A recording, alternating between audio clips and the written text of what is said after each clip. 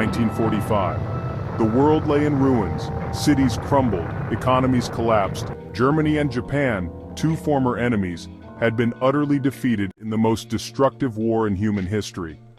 But the victors did not just punish, they rebuilt, they invested.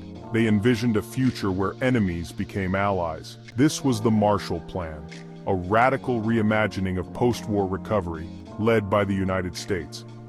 In Germany, American aid rebuilt roads, factories, homes, and hope. Democracy replaced dictatorship. A new Germany was born. In Japan, political and economic reforms under U.S. guidance helped reshape an imperial war machine into a pacifist powerhouse. But now, let's rewind 80 years. To another war, another devastation. This time, the battleground was American soil. The Civil War had ended, the South lay broken, and 4 million people had been freed from slavery. And yet, there was no Marshall Plan, no massive investment, no strategic effort to modernize the South or to empower the newly free. So, what if the U.S. government had treated the South the way it later treated Germany or Japan? Imagine it, a South rebuilt with federal dollars, jobs created, railways restored, land given to the formerly enslaved, a real investment in education and equality. Instead, the real story was different. The federal government pulled back, white supremacists pushed forward. Jim Crow replaced slavery, and racial violence was tolerated in silence. By the 1960s, America's former enemies were global economic leaders. Meanwhile, its own southern states were still fighting over basic civil rights. This isn't a story about blame. It's a story about choices, about what happens when a nation chooses to rebuild with vision, or retreats in fear. Germany and Japan were rebuilt with the understanding that peace comes from prosperity. Dignity cannot be dictated, it must be supported. So what if the same wisdom had guided America's post-Civil War years? What kind of country might we be today? The past is written.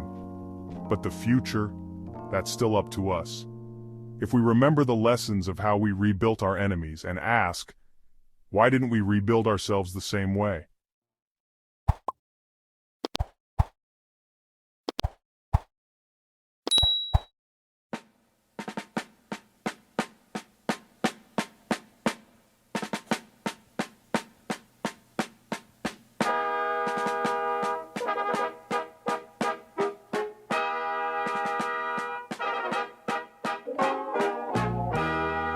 Beautiful, for heroes proved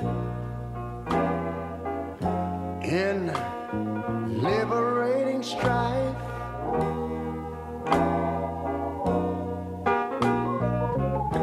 Who more than self their country loved, and mercy more than life.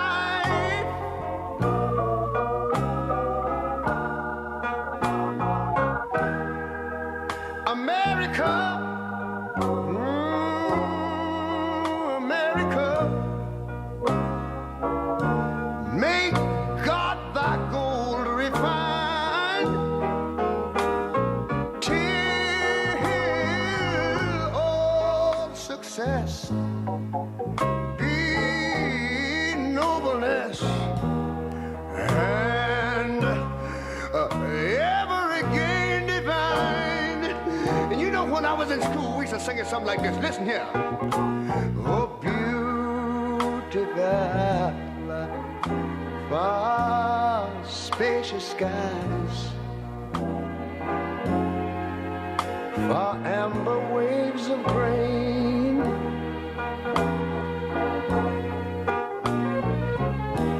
far purple mountain majesties,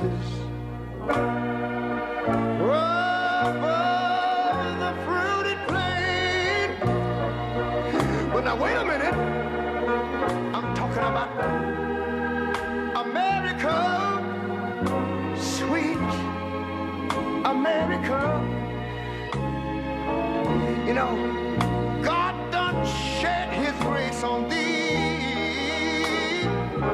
He Yes, he did. Heavy brotherhood from sea to shining sea. You know, I wish I had somebody to help me sing this.